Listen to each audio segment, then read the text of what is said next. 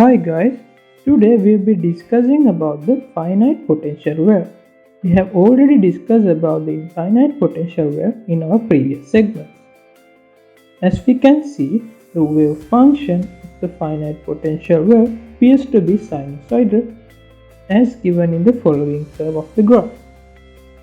Here we consider free particle, so there won't be any external force acting on the particle, so the energy, the potential energy and the kinetic energy would be a constant at any instant.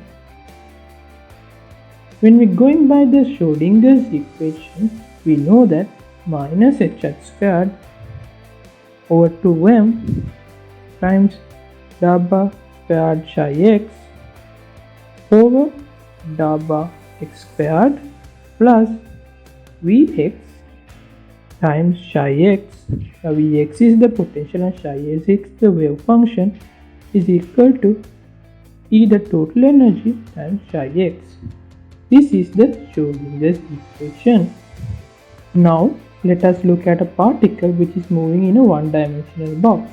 Here we consider that the particle is said to move in the x direction. So the potential energy outside the barriers would not be infinite as discussed before. This would be a finite potential at this particular situations. For our ease, let us divide the particular parts as region 1, region 2 and region 3. In region 1 and 3, there exists potential which is V0, whereas in the region 2, in between 0 and A, there won't be any potential. So first let us consider the region 2. So in the region 2, we consider particle to be in 0 and in between L.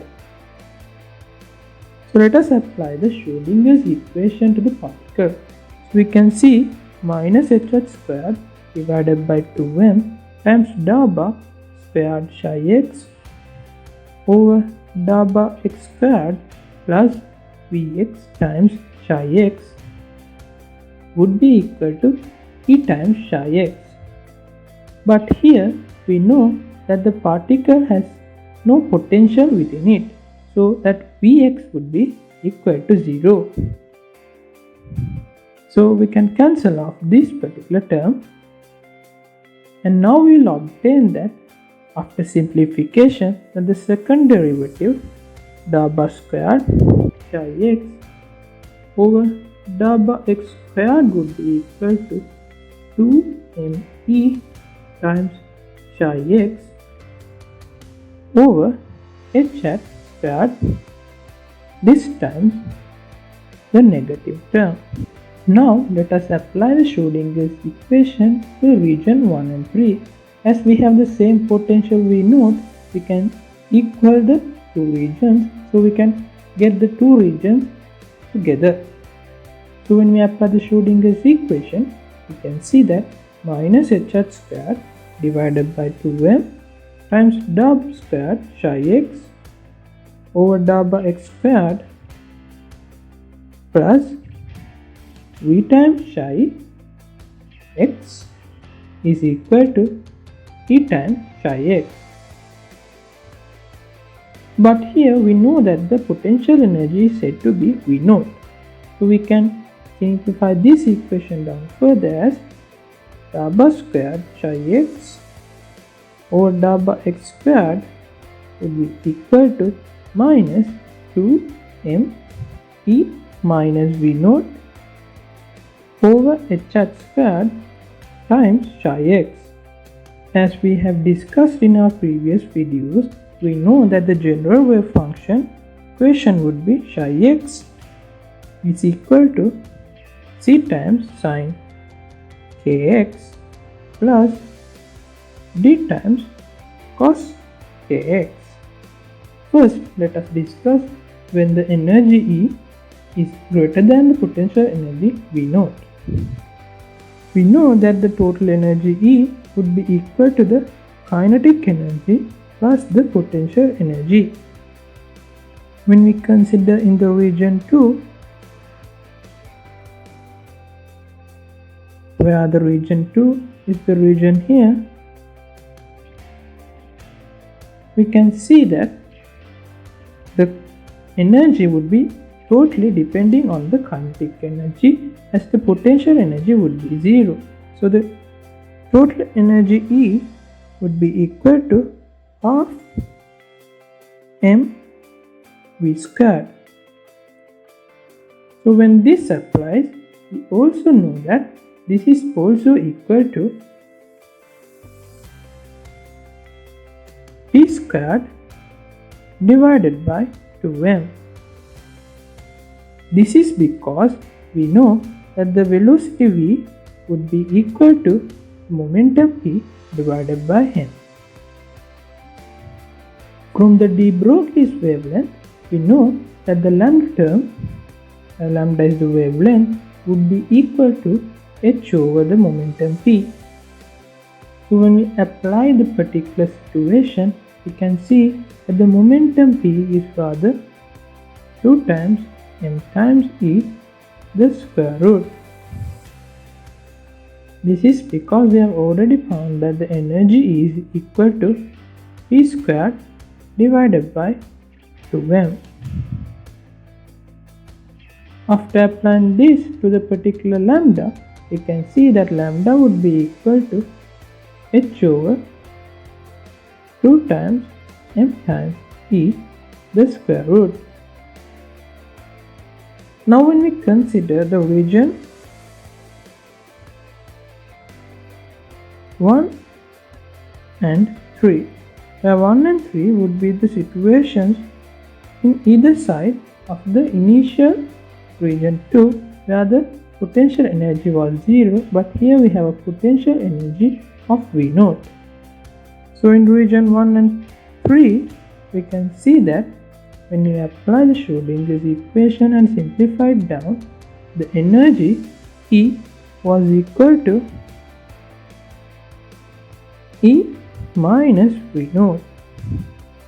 This was the energy we obtained as the kinetic energy.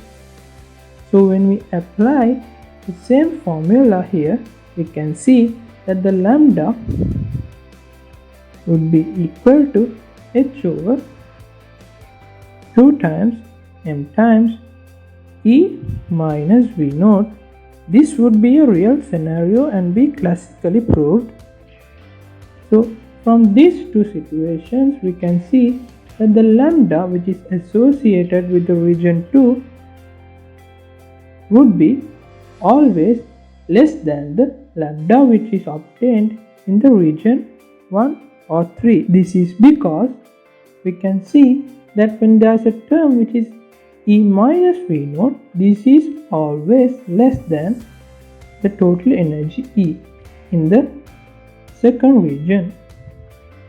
So we can see that the lambda would be even greater in the region 1 and 3 than the region 2, because the denominator of this particular term is much more less than the denominator of this particular region 2.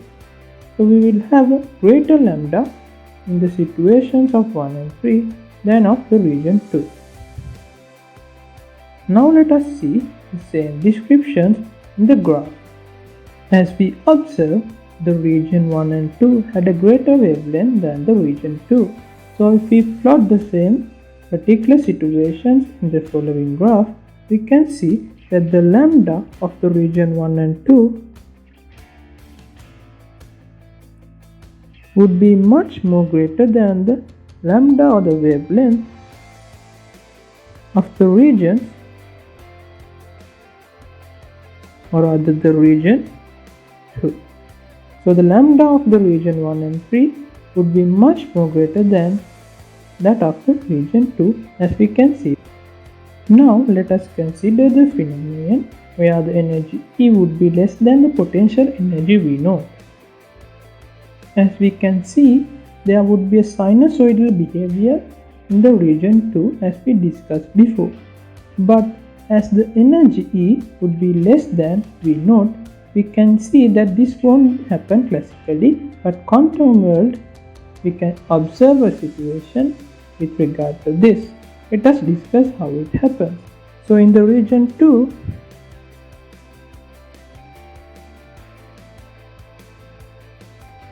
we observe in between 0 and a, this would be a sinusoidal wave.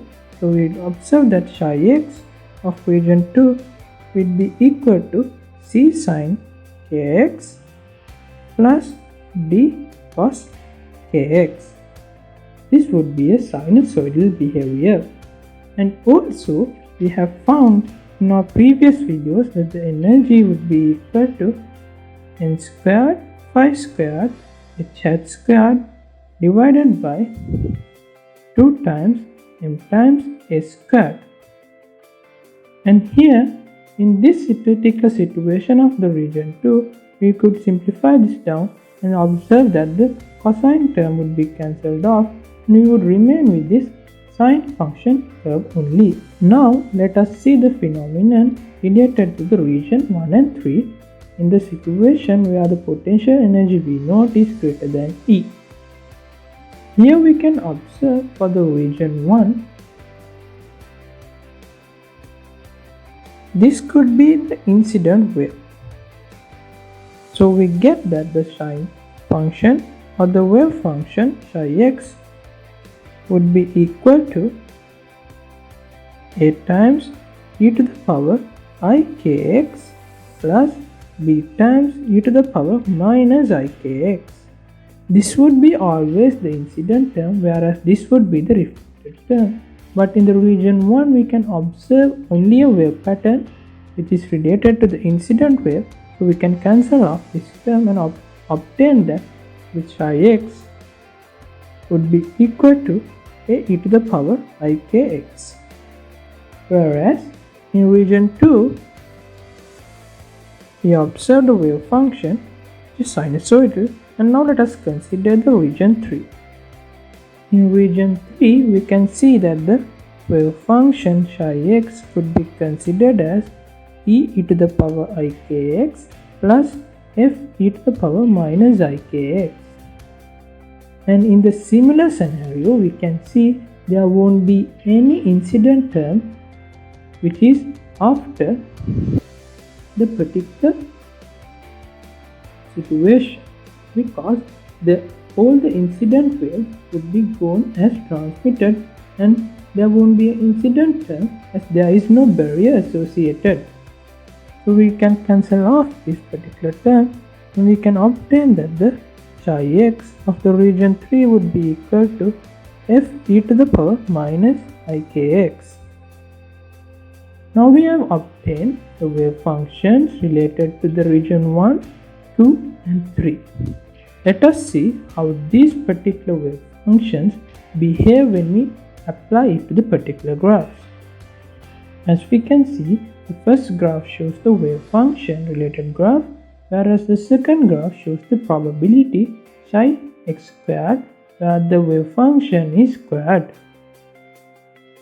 And here we can see that there won't be any negative term associated or no negative wave function. As is the square term, you can see it is always on the positive direction of the potential.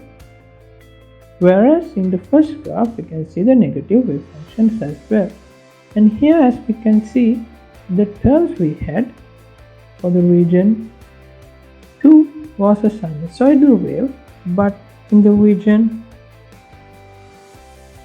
1 we observed that the wave function was a e to the power I kx, whereas in region 3 we observed that the wave function was moreover psi x is equal to f e to the power minus I kx. So this particular exponential decays and the exponential increments are due to this eigenvalues of e to the power I kx and e to the power minus I kx. So in the region 1 we can see that the exponential is an increment, so e to the power I kx term comes and we can see the exponential increment in this particular region. So the particle could exist here too, and whereas here we can see that the wave function is said to be negative e to the power minus ikx, where there would be a exponentially decaying wave function. So we can observe this decaying wave functions in this particular region, but here also particle could be existing. So as we discussed throughout the video, those are the phenomena with respect to the finite potential wave, where the potential we know could be greater than or less than the energy E. This is it for today guys. Hope you enjoyed the video. Thank you for listening.